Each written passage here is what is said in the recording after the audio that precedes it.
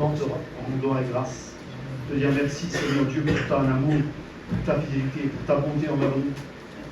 Seigneur Dieu, tu ne nous as jamais laissé tomber, Seigneur. Nous avons failli tellement de fois, nous avons échoué tellement de fois, Seigneur. Mais tu n'as pas considéré nos échecs, Seigneur, comme l'endroit où nous allons mourir. Mais tu as considéré nos échecs, Seigneur, comme une main que tu as tendue vers nous pour nous secourir, pour nous aimer, pour nous délivrer, Seigneur.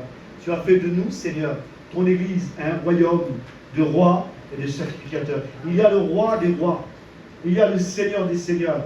Mais il y a dans ce royaume des hommes et des femmes qui règnent avec toi, qui sont, Seigneur, des rois et des reines. Alléluia, et qui sont assis avec toi. Tu as dit à celui qui vaincra, il sera assis avec moi. Tu as fait de ce royaume des sacrificateurs, des hommes et des femmes qui ont accès dans ta présence. Et dans cette soirée, Seigneur Dieu, nous sommes ici dans ta présence. Seigneur, ce soir, nous ne rentrons pas dans ta présence, nous amenons ta présence, Seigneur. Nous ne rentrons pas dans le ciel, nous faisons descendre le ciel dans ce lieu, dans le nom de Jésus. Nous faisons cette prière à notre Père, que ton règne vienne. J'appelle le règne de Christ ce soir. J'appelle le règne de Dieu, le règne de la guérison, le règne de la restauration, le règne de la paix, le règne de la joie, le règne du bonheur. Alléluia. Le règne où les ténèbres partent, où la gloire de Dieu est déployée maintenant dans le nom de Jésus. Alléluia. Père, glorifie-toi. Glorifie-toi dans cette soirée. Amen, amen. Amen. Est-ce que quelqu'un peut dire amen avec moi? Amen. Gloire à Dieu. Il y a quelque chose que j'ai appris très tôt ou trop tard peut-être. Vous savez, quand on découvre une grande vérité de la parole de Dieu, on réalise bien souvent qu'on a passé parfois à côté de quelque chose de tellement important. J'ai réalisé un jour que la parole de Dieu, lorsqu'elle est annoncée, elle ne dépend plus de Dieu, elle ne dépend plus du ciel, et elle ne dépend même pas de l'enfer. Elle dépend de notre capacité à la recevoir.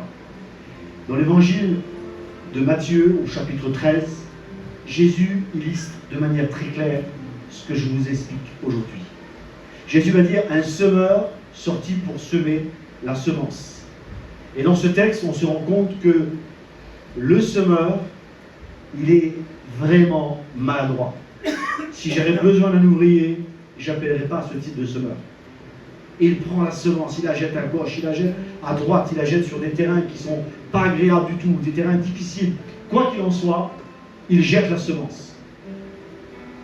Alors, on pourrait juger le semeur, on pourrait être pas d'accord avec le semeur. Ce qui est important, ce n'est pas le semeur qui donne la vie, c'est la semence. Peut-être que ce soir, peut-être ma manière de présenter les choses peut peut-être vous déranger, ou peut-être même moi-même je peux vous déranger. Ce qui est important, ce n'est pas la personne, c'est celui qui amène les choses. Amen. Amen. Et celui qui amène les choses, c'est le Saint-Esprit. Et on se rend compte dans cette histoire que la semence que ce semeur va porter, il n'y a que dans un seul endroit où elle va produire du fruit. C'est sur la bonne terre. Et j'entends déjà les commentaires en disant, c'est tellement injuste. C'est tellement injuste que je ne porte pas de fruits. C'est tellement injuste que le semeur a semé au mauvais endroit. La vérité, c'est que le semeur n'a pas semé au mauvais endroit. Il a semé là où Dieu lui demandait de semer. C'était à l'endroit de se préparer à recevoir la semence. Il y a une réalité éternelle. C'est que la semence qui va produire du fruit en toi ne dépend plus de Dieu, mais dépend de ta capacité ce soir à la recevoir. Amen. Amen. Vous savez que Dieu peut être présent dans un lieu sans qu'il y ait de miracle. Jésus peut parcourir une ville, aller quelque part, il ne se passe rien. Relisez les évangiles. Vous vous rendez compte que oui, la Bible dit dans Actes 10 que Jésus allait de lieu en lieu, guérissant tous ceux qui étaient sous l'oppression du diable, car Dieu était avec lui et il faisait du bien. Et quand je lis les évangiles, je me rends compte qu'il y a des endroits où Jésus n'a guéri personne. Est-ce que c'était dans sa volonté de ne pas guérir? Absolument pas. La guérison était là. Mais qu'est-ce qui va déployer la guérison? C'est notre foi. Qu'est-ce qui va déployer sur la terre le royaume de Dieu? C'est nous. C'est une déclaration très forte. Ce qui va déployer sur la terre le royaume de Dieu, ce n'est pas Dieu, c'est nous. Je sais que ça peut bousculer notre théologie. Mais c'est comme ça que Jésus a fonctionné en tant qu'homme. C'est comme ça qu'il a enseigné ses disciples à fonctionner. Dans l'évangile de Marc, un jour, Jésus va traverser une ville qui s'appelle Jéricho. Et dans cette ville, il n'y a pas qu'une seule personne qui est malade ou aveugle. Il y en a plusieurs. Il y a plein de malades à Jéricho. Il y a plein de personnes qui sont handicapées. Il y a plein de personnes qui sont en souffrance. Il y a plein de personnes qui ont des questions et qui n'ont pas de réponse. Il se trouve que lorsque Jésus va traverser la ville, il emprunte l'artère principale de la ville, la rue principale de Jéricho, la rue marchande, là où il y a tout le monde. Et lorsque Jésus traverse la ville à ce moment-là, Jésus arrivait à l'apogée de son ministère et sa renommée n'était plus à faire. Quand il arrivait quelque part, les gens se bousculaient, on disait, voici le prophète de Nazareth qui arrive, celui qui guérit les malades. Certains disaient, c'est le Messie, d'autres disaient, non, c'est un prophète, mais il guérit les malades. Quoi qu'il en soit, il ne laissait pas indifférent. Et lorsqu'il arrive dans cette ville de Jéricho, il y a là plusieurs malades. La Bible ne dit pas, mais dans toutes les villes, il y a des malades. Est-ce que vous croyez qu'à Pau, il y a des malades? Vous les connaissez tous? Non, il y a des malades. Et ce jour-là, à Jéricho, il y avait de nombreux malades. Et parmi tous ceux qui étaient en souffrance, il y a un homme qui était malade depuis de nombreuses années. Il s'appelle Bartimée. Et la Bible souligne que cet homme, il est mendiant et aveugle. Et cet homme va écouter le tumulte et le bruit. Et lorsqu'il va écouter le tumulte et le bruit, il va poser des questions. Parfois, vous savez, c'est bon de poser des questions. Parfois, c'est bien d'être curieux. On nous a appris que la curiosité était un mauvais défaut. La vérité, c'est que la curiosité, c'est ce qui fait grandir une personne. Tu ne grandiras pas dans ta vie spirituelle si tu n'es pas curieux de connaître Dieu. Tu ne grandiras pas dans ton église, dans ton ministère, dans ton appel, si tu n'es pas curieux de comprendre comment fonctionne le royaume de Dieu. Tu dois être curieux. Je vous ai réveillé? Alors tu tournes à ta droite, à ta gauche, et tu dis à ton voisin de droite et de gauche, si tu n'en as pas, ben tu parles à celui de gauche, et tu dis, tu dois être curieux. Dis-lui. Mais une bonne curiosité. D'accord? Tu dis, tu dois être curieux, mais une bonne curiosité. Amen, c'est important. Parce qu'il y a certaines personnes qui sont curieuses sur des choses. Voilà. Mais nous sommes curieux de connaître Dieu, de comprendre comment Dieu veut agir, comment que Dieu veut interagir avec nous. Parce que c'est de ça qu'il est question.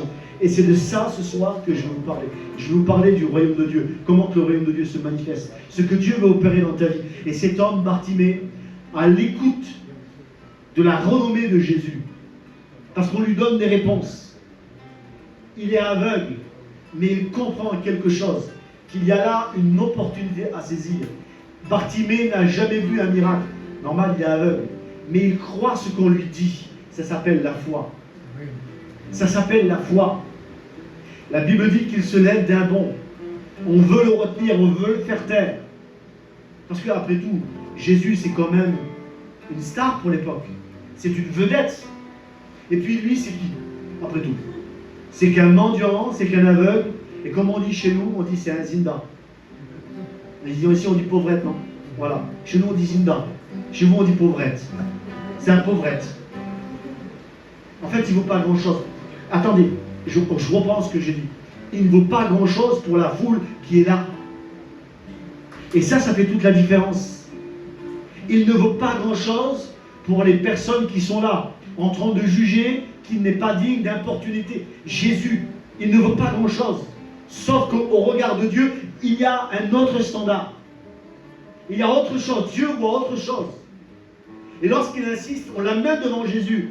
Et Jésus lui pose la question, pardonnez-moi, à la fois la plus étonnante, mais la plus belle qui soit. Que veux-tu que je te fasse? Est-ce que vous croyez que Jésus n'avait pas remarqué qu'il était aveugle? Un aveugle, ça se voit. La façon dont il marche, la façon dont il avance, la façon dont il bouge, ça se remarque, un aveugle. Une personne qui a un handicap, on le remarque. Malheureusement, j'ai deux enfants qui sont handicapés. Ils ont un handicap particulier. Aujourd'hui, quand je vais quelque part, j'arrive à remarquer les personnes qui ont le même handicap que les enfants. On le remarque. Jésus côtoyait beaucoup d'handicapés. Donc Jésus reconnaissait quelqu'un qui avait un problème. Mais Jésus lui pose une question. Que veux-tu que je te fasse? Et c'est ça, vous savez, à travers cette histoire de Bartimée, il y a ce qu'on appelle le mécanisme de la foi. Comment la foi fonctionne. La foi, elle va fonctionner lorsque tu vas commencer à déclarer et affirmer et demander ce dont tu as besoin. La foi, c'est l'audace. La foi, c'est croire que ce que je ne vois pas existe. La foi, c'est saisir une réalité éternelle, toute puissante, mais invisible à mes yeux. Là, vous avez loupé une bonne occasion de dire amen. Alléluia. Et bien sûr, à l'issue de cette histoire, Jésus va répondre à Bartimée. Il va être fait selon ta foi, selon ta prière, selon ta demande. Et c'est comme ça que Dieu opère. Dieu opère en suivant les paroles qui sortent de notre bouche. Alléluia. Amen. Amen. J'ouvre la Bible avec vous dans l'Épître aux Romains, chapitre 4, et au verset 17. Alléluia. Romains, chapitre 4, et verset 17. Ce texte est un texte très fort. Il dit Dieu qui donne la vie aux morts et qui appelle les choses qui ne sont point comme si elles étaient. Est-ce que vous avez compris ce que je suis en train de lire? Dieu qui donne la vie à ce qui est mort, donc ce qui n'existe plus. Et le même Dieu appelle à l'existence des choses qui n'existent pas. Dieu ramène ce qui n'existe plus et Dieu crée ce qui n'existe pas. Alléluia. Voilà le Dieu que nous servons, en qui nous croyons, alléluia, et qui s'est révélé à nous. Amen. C'est ce Dieu-là, alléluia. J'aimerais vous poser une question. Est-ce que vous voulez commencer à vivre ce que Dieu a pour vous? Amen. Alors je vous donne un conseil. Commencez à vous mettre d'accord avec lui. Et c'est là bien souvent où on a un problème. Enfin, pas vous, mais moi. Vous n'avez pas ce problème-là, mais moi je l'ai. C'est souvent être d'accord avec Dieu. Pourquoi? Parce que nous vivons dans un monde qui est fait d'une réalité matérielle et physique. Où nous voyons les choses, nous sentons les choses, et surtout nous avons l'expérience des choses. Combien savent ici qu'un pneu crevé, il faut le démonter, l'amener au garage et payer? À moins si tu es mécanicien. Combien savent? Tout le monde sait ça. Ok? Notre expérience, on a tous un jour crevé sur la route. À qui c'est pas arrivé ça? Il faudrait peut-être faire un sondage. C'est arrivé à tout le monde. Ça nous est tous arrivé. Et donc par expérience, on sait que quand le pneu est à plat, il est pas forcément crevé. Qu'est-ce qu'il faut faire? Il faut le démonter ou changer, réparer. Et notre expérience, elle nous parle. Notre expérience, elle nous parle. Amen. Je sais ce que vous êtes en train de vous dire. Vous êtes en train de dire, il nous aime nous avec ces deux collègues. Eh bien souvent, dans nos vies, avec Dieu, eh bien on fonctionne comme ça. Lorsqu'on est confronté à une situation, on sait ce qu'il faut faire. Et on sait comment faire. On sait qu'on doit démonter, on doit amener, réparer, payer. Il y a un mécanisme. Et je ne dis pas que c'est mal en soi. Sauf que Dieu, parfois, dans nos vies, ne fonctionne pas comme ça. Je vous avec vous un texte de la parole de Dieu qui est très fort, qui se trouve dans le livre d'Ézéchiel, au chapitre 37 et verset 1er. Ézéchiel est un prophète, il fait partie de ce qu'on appelle les grands prophètes de la Bible, pas parce qu'il est grand par la taille, je ne sais pas si vous avez 1m80 ou 1m60, c'est pas ça le problème, c'est qu'en fait Ézéchiel a beaucoup écrit. donc on l'appelle, fait partie des grands prophètes. Ézéchiel va vivre une expérience qui nous enseigne et illustre très bien ce que je suis en train de vous dire ici. Et qui démontre de manière très claire le texte que je dis en introduction. La Bible dit que Dieu va amener Ézéchiel dans une vallée. Ézéchiel, chapitre 37, verset 1er. Ézéchiel va écrire ceci, il dit « La main de l'Éternel fut sur moi, et l'Éternel me transporta en esprit, et me déposa dans une vallée remplie d'ossements. » Vous connaissez cette histoire? En fait, quand je lis cette histoire, ben c'est un film d'horreur. C'est vraiment un film d'horreur. Parce que Dieu amène le prophète dans un endroit où il n'y a que des cadavres.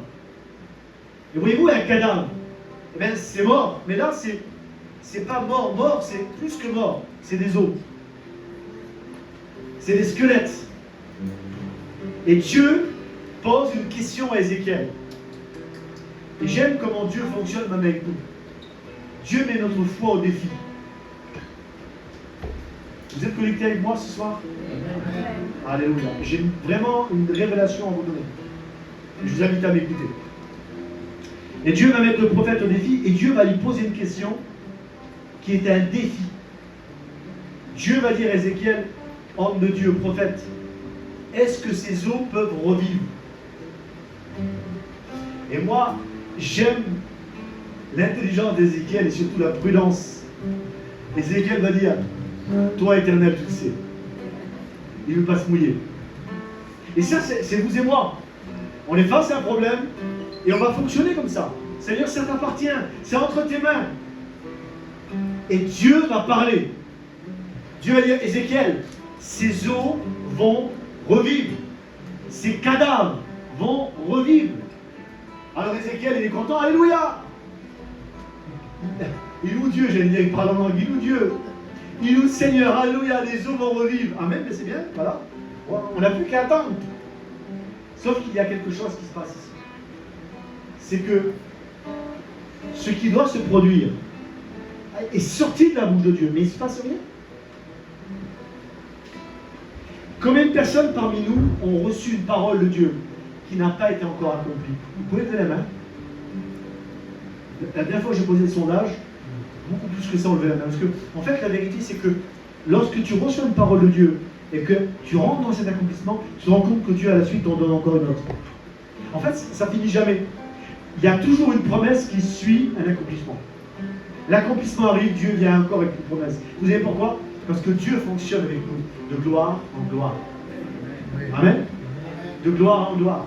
Amen. Sauf que dans cette histoire ici, ce qui doit se produire n'appartient plus à Dieu. Ce qui va arriver dans la suite a été annoncé par Dieu, mais ne dépend plus de Dieu. Alors, moi j'ai un petit problème avec cette histoire, parce que quand je lis la Bible, je vois par exemple des personnes que Jésus a ressuscitées. Jésus a ressuscité une petite fille un jour. Jésus a ressuscité un fils qui avait été amené par sa mère dans la tombe. Ça faisait déjà quelques jours qu'il était mort. Dans l'évangile de Jean, chapitre 11, Jésus va ressusciter un homme qui est mort depuis 4 jours et qui sentait déjà. Mais en fait, il avait déjà les os sur lui. Il avait déjà ses os et il avait déjà la peau. Mais là, dans cette vallée, il n'y a que des cadavres, sans peau et sans chair. C'est vraiment une situation de mort, vous ne trouvez pas? Quand je lis cette histoire-là, l'une des questions que je me suis posée, c'est pourquoi Dieu, parfois, c'est une question, c'est ma question que je pose, pourquoi Dieu, parfois, nous amène dans une vallée de mort? N'a-t-il pas dit qu'il est avec nous tous les jours? N'a-t-il pas dit dans le psaume 23, l'Éternel est mon berger, je ne manquerai de rien, il me conduit, il me dirige près de verts pâturages. La destination, c'est toujours les verts pâturages, n'est-ce pas? Si vous êtes d'accord avec moi, bougez la tête, dites Amen. Amen. C'est tout. En fait, la destination, lorsque je suis avec Dieu, c'est le royaume de Dieu, c'est la paix, c'est la joie par le Saint-Esprit. Pourquoi? Alors que je suis sur le chemin de ma vie, je me retrouve parfois dans une situation où tout est mort autour de moi. Ça nous est tous arrivé. Tout le monde, à des degrés différents, à des dimensions différentes. Il semblerait que parfois dans ma vie, il semblerait que tout est mort, mais il y a mort, mais mort plus. Et là, on est dans la situation de la mort plus, c'est-à-dire que c'est pas possible. On ne peut pas ranimer un squelette. C'est pas possible. On ne peut pas greffer un cœur à un squelette. C'est pas possible. C'est la mort plus, il y a un niveau de mort tellement élevé. Et Dieu donne une parole au milieu de la mort, au milieu des ténèbres, au milieu de la souffrance. Dieu donne une parole en disant à Ézéchiel, ces os vont revivre. Et non seulement ils vont revivre, mais ça va être des êtres humains, avec un esprit. Ça va être quelque chose de vivant. C'est pas possible. On a envie de dire à Dieu, c'est pas possible. Et vous savez quoi? C'est vrai que c'est pas possible. Mais lorsque Dieu donne une parole, et voilà le défi de nos vies. Voilà le défi de nos vies. C'est de saisir cette parole et d'avancer sur cette parole. De proclamer cette parole, d'affirmer cette parole comme étant déjà devant moi, alors que je ne vois rien. J'aime ce que Jésus a fait dans l'évangile de Jean, chapitre 11. Il est devant la tombe de Lazare. Il lève ses yeux au ciel. Et avant de dire Lazare, sors, vous savez ce qu'il dit? Mon Père, je te rends grâce, parce que tu m'exauces toujours. Jésus voyait déjà Lazare ressuscité. Jésus était même dans la joie de savoir que Lazare allait être le témoignage de la gloire de Dieu. Mais il fallait déclarer les paroles. La prophétie de Dieu était suspendue à la bouche du prophète. Et c'est parfois là où nous échouons. C'est parfois là où nous sommes, dans la vallée d'ossements. Et vous savez quoi? À force d'attendre, on finit nous aussi à devenir un squelette. On finit nous aussi parfois, j'ai connu combien de personnes reçoivent des paroles, être amenées par les circonstances dans une vallée pleine de morts. Et vous savez quoi? Parce qu'ils n'ont pas saisi la promesse. Ils ont fini à leur tour avec ceux qui étaient morts. Ils ont fait partie des squelettes. Je déclare sur ta vie dans le nom de Jésus que tu ne finiras pas comme ça. Amen. Que ce n'est pas le plan de Dieu pour ta vie de rester dans cette vallée et de mourir à ton tour, mais que le plan de Dieu pour ta vie, c'est que dans cette vallée, tu proclames la gloire de Dieu et que ceux qui étaient morts autour de toi reviennent à la vie. Alléluia. Les situations qui sont bloquées, les situations autour de toi, dans ton travail, avec ta famille, avec tes amis, qui sont paralysées, qui sont mortes,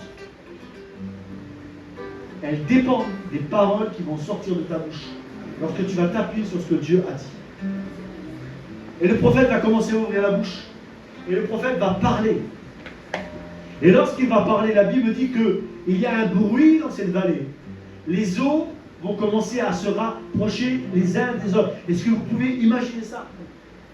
Et le prophète a une vision, mais c'est à la fois une vision d'émerveillement, mais aussi une vision d'horreur. Parce que voilà que des squelettes se rassemblent, et là, il y a une armée de squelettes. C'est un film de... En fait, c'est un film d'épouvante. Quand vous lisez les récits, c'est un film d'horreur. Et le prophète continue à prophétiser, parce que des eaux qui sont rassemblées ensemble, c'est bien bon. Ça va dans un film d'horreur, mais dans la vie, ça ne sert à rien. Alors le prophète continue à déclarer les paroles. Et vous savez quoi? Il continue à parler, et puis d'un seul coup, les muscles et les organes commencent à sortir des eaux, à réapparaître là où il n'y avait rien. Dieu qui donne la vie aux morts et qui appelle à l'existence ceux qui n'est pas, commence à réapparaître sur le corps des squelettes.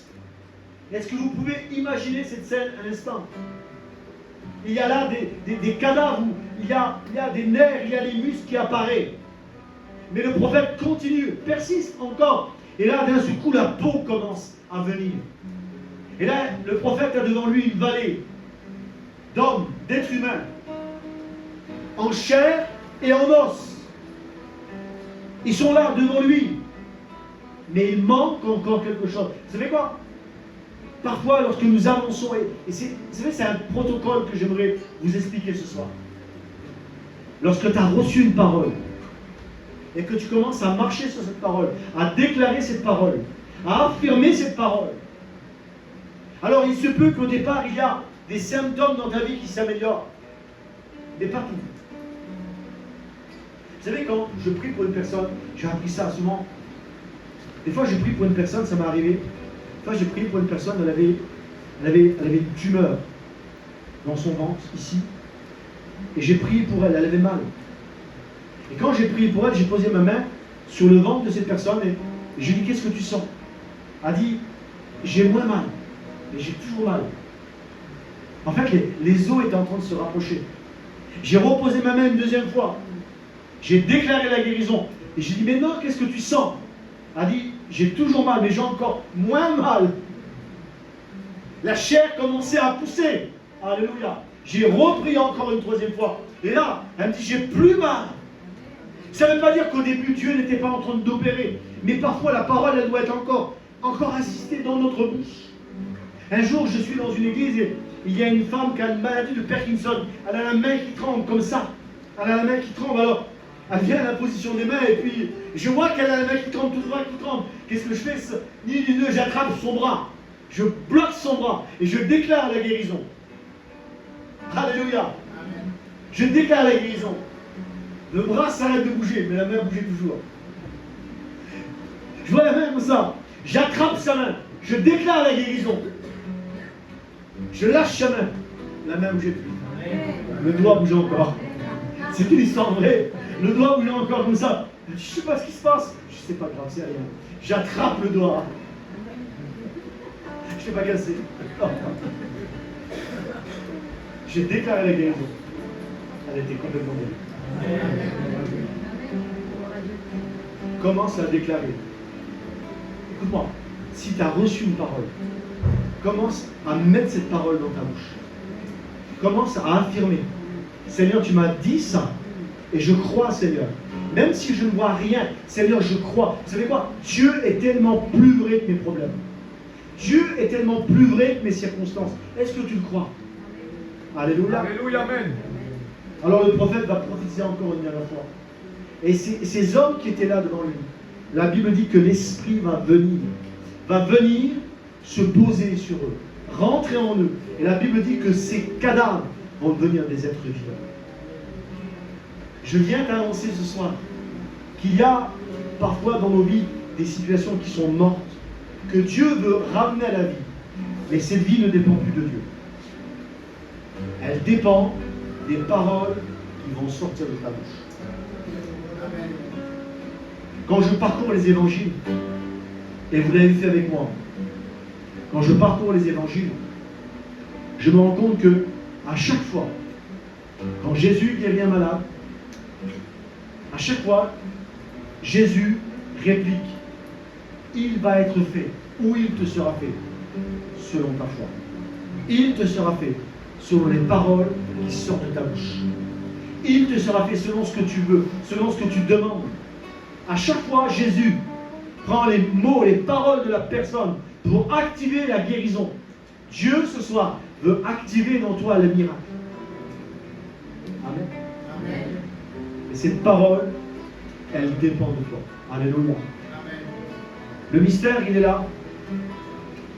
Un jour, l'homme de Dieu, Josué, se retrouve face au plus grand défi de sa vie. Dans le livre de Josué, chapitre 1er, dans le contexte, Josué succède à Moïse après la mort de celui-ci. Il succède à Moïse et il est à la tête d'un peuple tellement nombreux. Et non seulement il est à la tête d'un peuple tellement nombreux, mais il est en charge de conquérir un pays pour que ce peuple puisse s'installer. Et même si Josué a passé 40 ans auprès de Moïse, il a passé 40 ans à connaître, à comprendre comment Moïse fonctionnait, comment l'homme de Dieu fonctionnait. Alors que Moïse vient de mourir, Josué est dans un état de tristesse. Il s'interroge, il pose des questions à Dieu. Et Dieu va parler à Josué. Josué chapitre 1er et verset 8. Dieu va dire à Josué que ce livre de la loi ne s'éloigne pas de ta bouche. Médite-le le jour et la nuit. Je me suis posé la question, il y a de nombreuses années, pourquoi la bouche? Parce qu'en fait, le livre de la loi, la parole de Dieu, elle fonctionne avec ta bouche. Tu dois la lire, tu dois l'écouter, mais tu dois aussi la proclamer face aux situations. Et c'est là où parfois l'Église échoue. C'est là que parfois nous sommes face à un défi et nous arrivons et nous échouons lamentablement. face à ce défi, proclame la parole de Dieu.